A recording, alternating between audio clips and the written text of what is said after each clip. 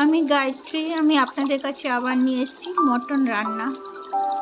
গোলমরিচ, গায়ত্রী, জায়ফল, এলাচ, লবঙ্গ, বড় এলাচ, ছোট এলাচ, সব কিছু যত কিছু আছে গরম মশলা সব দিলাম। তেল, নুন, হলুদ সব দিয়ে মটনটাকে ভালো করে মাখলাম।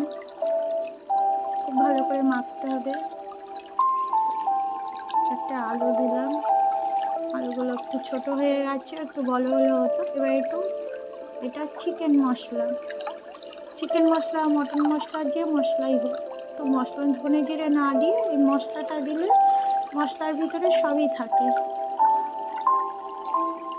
ধনে জিরে, গরম মশলা, ধনে গুঁড়ো, জিরে গুঁড়ো সবই থাকে মশলার ভিতর, দিলে ভালো হয়।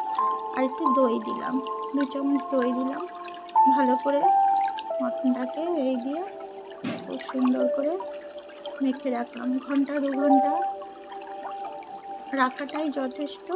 বেশি আপনি রাখতে পারেন 3 ঘন্টা, 4 ঘন্টা, সারা রাতও রাখতে পারেন। তবে সারা রাত রাখলে ফ্রিজে রাখতে হবে।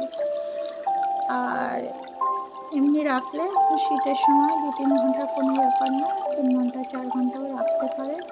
কিন্তু আমি 2 ঘন্টা রেখেছি, 2 ঘন্টা হলেই হয়ে যাবে।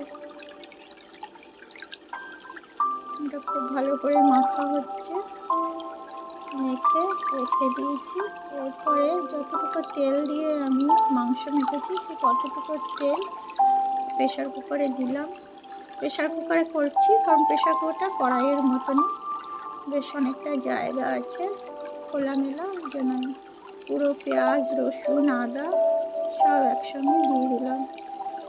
এটা দেখুন গোটা গোটা বড় বড় করে রসুনের ছোকলা ছাড়াইনি, রসুন পেস্ট করব, যার জন্য ছোকলাটা না ছাড়ালেও কোনো অসুবিধা নেই।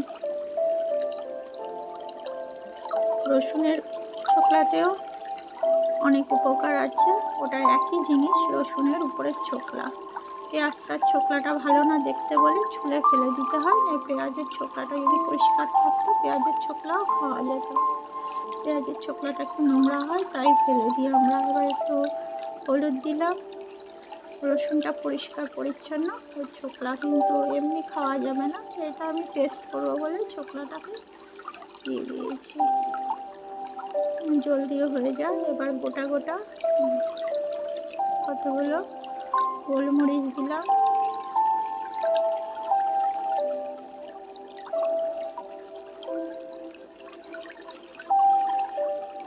এবার খুব ভালো করে ভাজা হয়ে গেছে, তেলটা এর থেকে সব জলটা বেরিয়ে গেছে, শুকনোভাবেই করে গেছে, শুকনোভাবেই ভাজা হয়েছে। এবার 4টে আলুগুলো একটু ছোট হয়ে গেছে, এটাকে 2 ভাগ করে নিলাম। 2 ভাগ করে এটাকে ভাজলাম।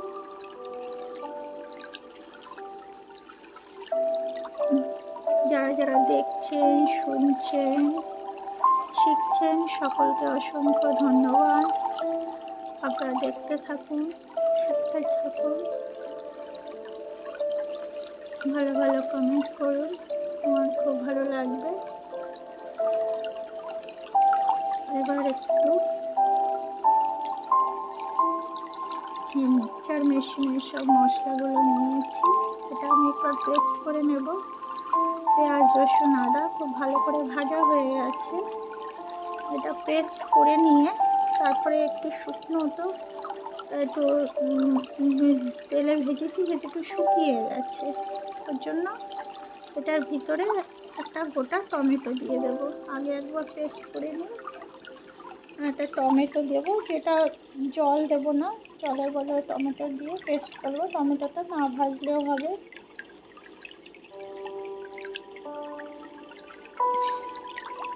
এবার ওই তেলে মটনটা দিয়ে দিলাম, আলুটা তুলে। আর মটনের এমনিতেই মাখার সময় তেল দিয়ে রেখেছিলাম, ওই তেলে হয়ে যাবে। এবার ভালো করে মশলাটা দেখুন আমি কিভাবে দিচ্ছি, এই মশলাটাকে উপরের দিকেই রাখতে হবে, মটনে লাগাবো না। উপরের দিকে রেখে দিয়ে এবার ধিমে আঁচে ঢেকে আধা ঘন্টা এভাবে ঢেকে রাখবো। ধিমে আঁচে কোনো আপনি যত কাজ আছে করে টোরে আসুন, এর দিকে আর নজর না দিলেও হবে। 1 কেজি মাংস আছে, বুঝতে পারবেন। এরপর আমি আধা ঘন্টা বাদে এসছি। দেখুন এটা থেকে পুরো জল বেরিয়েছিল মটন থেকে, সেই জলটাও টেনে গেছে। পেঁয়াজ রসুনের জলটা আমি ভেজে আগে একটু বের করে নিয়েছি মটনে। এইবার আবার একবার নাড়িয়ে এই প্রথম নাড়ালাম আমি আধা ঘন্টা বাদে, নাড়িয়ে আবার 15 মিনিটের মধ্যে নাড়িয়ে চাড়িয়ে এবার মশলা সমেত ঢেকে রেখেছি। এবার পুরো দেখুন তেল বেরিয়ে এসছে। এবার 10-15 মিনিট আবার ঢেকে রেখেছি। এই আমি দুবার হাত দিলাম। সবাই বলে অনেক কষতে হয়, কিন্তু মটন বেশি কষার দরকার হয় না। ঘামে ভিজে করে খুব সহজেই মটন রান্না করা যায়।